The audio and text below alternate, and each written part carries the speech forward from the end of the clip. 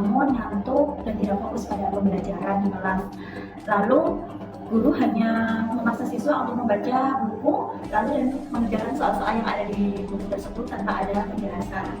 Selain itu juga guru menuntut siswa untuk mengerjakan tugas dengan hasil yang sama. Padahal sebaiknya guru itu memberikan kebebasan pada siswa untuk membuat tugas sesuai dengan kesiapan mereka dan minat siswa.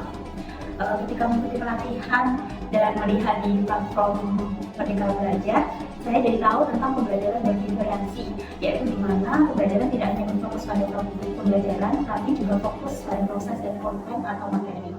Diferensi bukan berarti kita harus mengikuti kebutuhan atau minat siswa pada waktu yang sama. Jadi dari situ saya berpikir bagaimana untuk membuat pembelajaran itu lebih menarik, membuat suasana kelas menjadi hidup. Jadi bukan hanya guru saja yang menjadi pusat, tapi juga siswa menjadi pusat pembelajaran. Nah, sebelum pembelajaran dimulai, saya melakukan asesmen awal pada siswa. Jadi kita tahu bagaimana ini minat siswa dan kesiapan siswa itu dalam pembelajaran. Ternyata banyak siswa yang menginginkan pembelajaran itu tidak hanya di kelas, tapi juga di luar kelas. Selain itu, anak-anak juga berminat untuk belajar sambil bermain, jadi tidak hanya fokus pada materi yang diajarkan. Nah, selanjutnya ketika di kelas saya akan membuat kelompok belajar siswa. Nah, selanjutnya guru akan membentuk kelompok belajar siswa di kelas. Jadi anak-anak dibentuk menjadi 3 kelompok, di mana nanti akan ada tugas masing-masing kelompok. Ini juga sebagai fasilitator saja, di mana guru hanya memfasilitasi kebutuhan siswa. Jadi anak-anak lah yang akan membuat tugas tersebut sesuai dengan kesiapan dan minat siswa. Nah, setelah itu anak-anak akan mempresentasikan hasil kelompoknya tadi kepada teman-temannya secara bergiliran. Jadi di kelas itu saya membuat tentang pembelajaran berdiferensi dengan mapping pameran. Jadi seakan-akan anak-anak itu berada di pameran atau di suatu museum di mana ada tour guide dan pengunjungnya.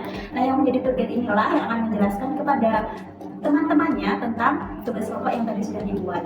Nah, sebagai pengunjung mereka tidak hanya mendengarkan, tapi mereka juga akan mencari tahu tentang hal baru apa yang dikerjakan oleh kelompok lain lalu menyampaikannya kepada kelompoknya sendiri. Nah, untuk temannya saya berharap akan ada guru dengan sejuta kreativitas dan inovatif agar pembelajaran di kelas itu tidak hanya berpusat pada guru saja, tapi kita juga harus melihat kesiapan dan minat siswa di pembelajaran di kelas. Assalamualaikum warahmatullahi wabarakatuh.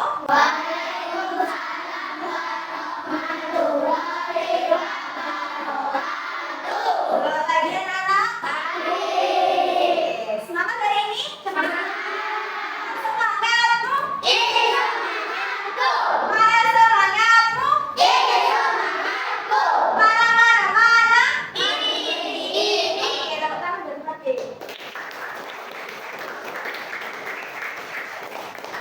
Jadi ada yang tidak masuk? Hari ini? Oke, nah hari ini kita akan belajar tentang perubahan wujud zat. Ya, minggu lalu kita sudah belajar tentang wujud zat dan sifat-sifatnya. Masih ingat? Ada berapa wujud zat? 3.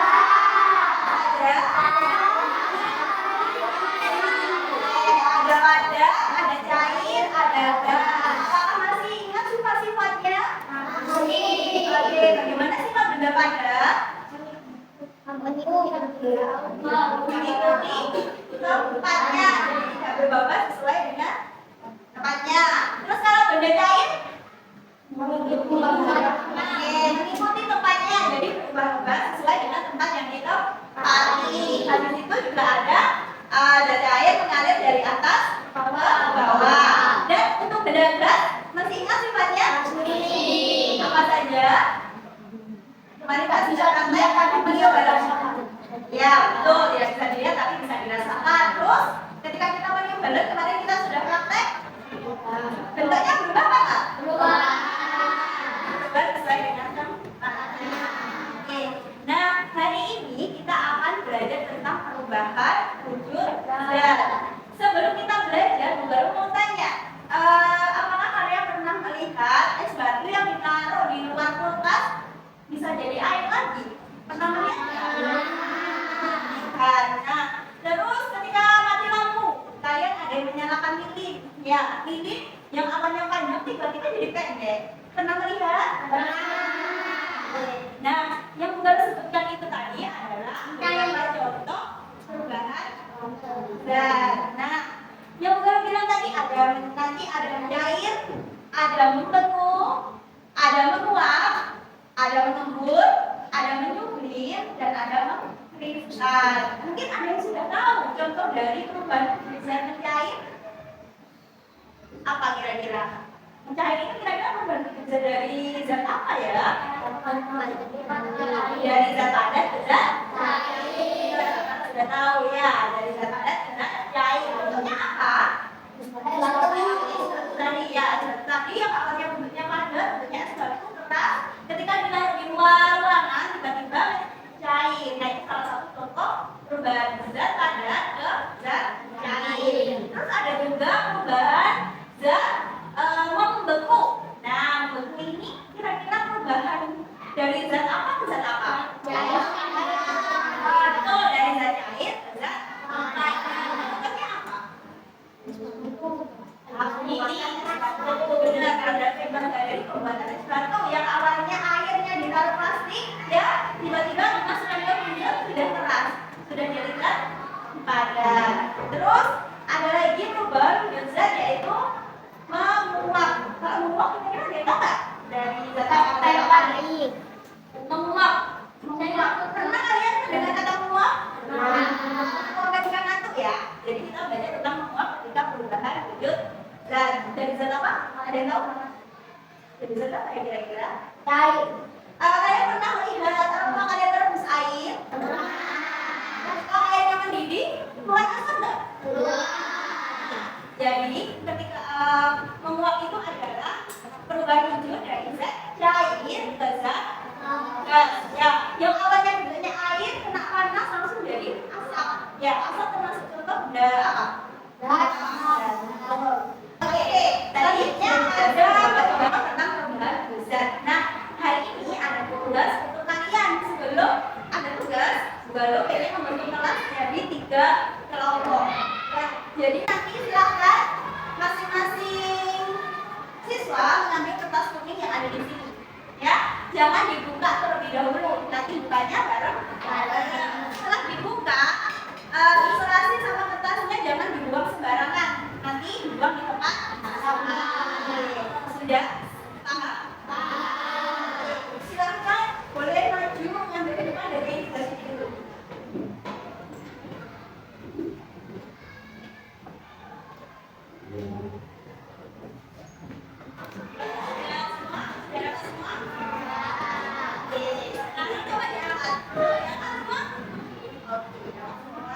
Nah, setelah berhitung sampai 3, silakan dibuka kertasnya pelan-pelan. 1, 2, 3. Oke, sekarang kelompok 1, silakan bertemu di bentuk tenang. Kelompok 1, ya, gitu. Yang lain berdiri dulu kelompok 1. Oke, sudah dapat kelompok masing-masing ya.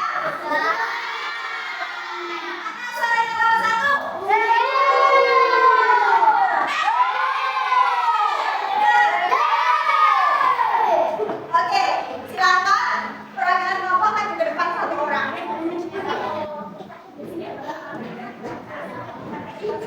Ayo Pak,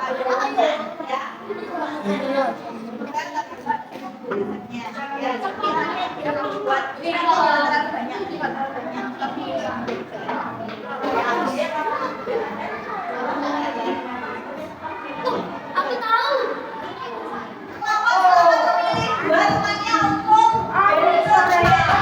Oke, sudah ditambah ya.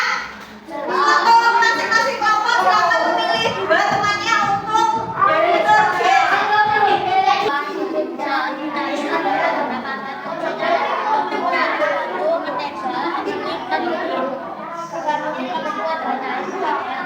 Halo teman-teman, perkenalkan nama saya Naysila, saya dari kelas 4B.